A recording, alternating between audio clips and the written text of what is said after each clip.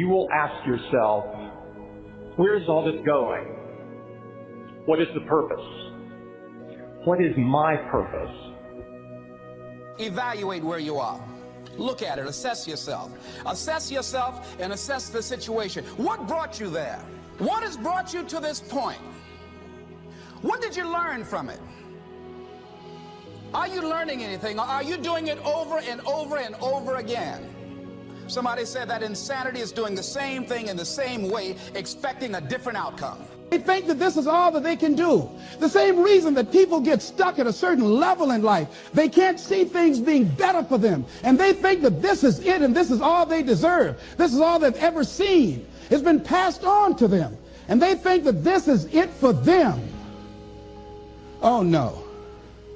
I was looking what Dr. Blanton, Smiley Blanton, who is a colleague of Dr. Norman Vincent Peale, what he said about fear. He said, fear is the most subtle and destructive of all human diseases. There is no safety net, because plan B becomes a safety net. It says that if I fail, then I fall and I get picked up and I have something else there that will protect me.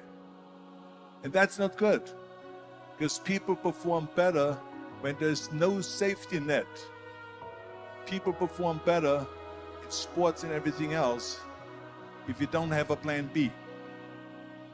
I'm telling you, I've never ever had a plan B.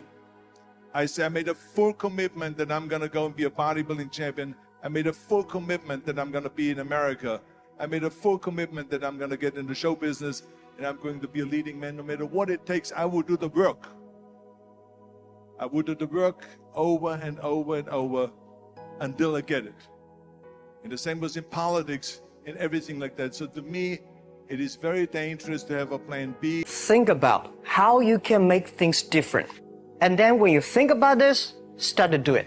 I saw a lot of people, young people, have fantastic ideas every evening. But in the morning, they go to the office same again. If you really want to be an entrepreneur, you have to do the things before the other people do. You have to wake up before the other people wake up. You have to be more brave than the others. I'm saying stop beating up on yourself. You do it. I know you do it. I've done it. It's a natural inclination for us to put ourselves down. See, we are born negative, I think, in a negative consciousness because we live in a negative world. Here's some other things, ladies and gentlemen. Begin to guard your mind against negative programming, like turn off the television.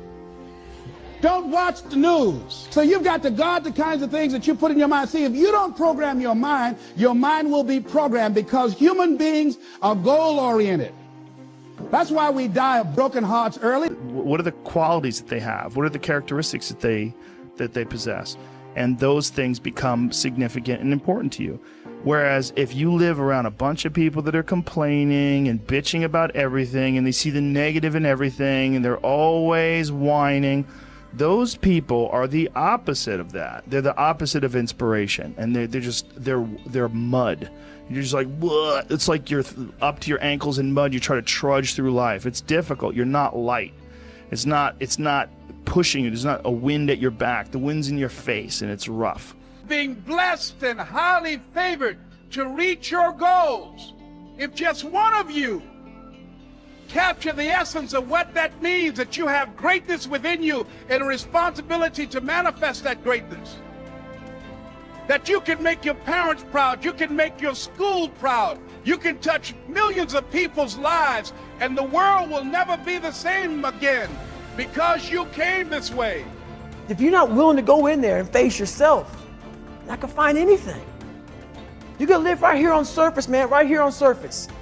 So if there is an ending to this world and there is somewhere to go and there's a judgment, you're gonna get there and you might see a chart. And that chart may tell you who the f you should have been. And now you get the rest of your life to think about that. Man, I could have lived a much better life if I just would have just suffered a little bit more. If I just would have went in that and realized I had so much more. But fear and the 40% and living here versus living here, being afraid, stop me. To read, to digest information. If you decide in any particular area that you're concerned about, to make a conscious, deliberate, determined effort to read one book a month in that area, in 5 years, you'll be among the top 5% experts in the world. Most people won't do that. Most people give up on themselves easily. You know the human spirit is powerful. There's nothing as powerful. It's hard to kill the human spirit. What other people think. And that's not really self-esteem. Self-esteem is supposed to be how we feel about ourselves. And I was just saying how dangerous it is to allow other people to determine how you're going to feel about you. And it's kind of like looking into a broken mirror. You're going to look in a broken mirror and then change your face to try to look good in this defiled, busted, broken mirror.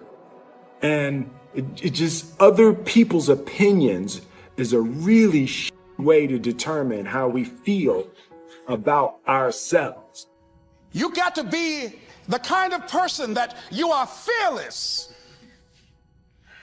Fearless. Folk leave fearless people alone. You start then controlling your mind.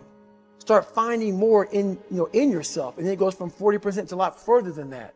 But that's the start of it though. Get to the spot where your mind is saying stop. Whatever that is, you gotta get there first. And then that's when that starts to work for you. You gotta control yourself in that moment. Because all of those things play a role. The other thing is, don't go overboard, celebrate. You must meet with triumph and disaster and treat those two imposters just the same. You look at it, hey, I did it. I feel good about that. Now you're moving on to the next thing. Things did not work out the way you wanted them to work out.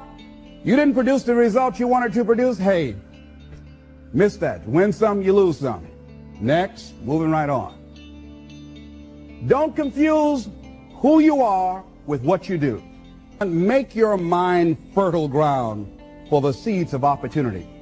Think if you want to experience a sense of fulfillment, you've got to have an open mind so that ideas can come in there and take root and grow. I'm not going to sit back and moan and cry over what happened and what went wrong and who did what. I'm going to do something about this situation. The other thing is take full responsibility for your life. What do I want? I don't want to just be successful in the world. I don't want to just make a mark or have a legacy. The answer to that question for me is I want to fulfill the highest, truest expression of myself as a human being.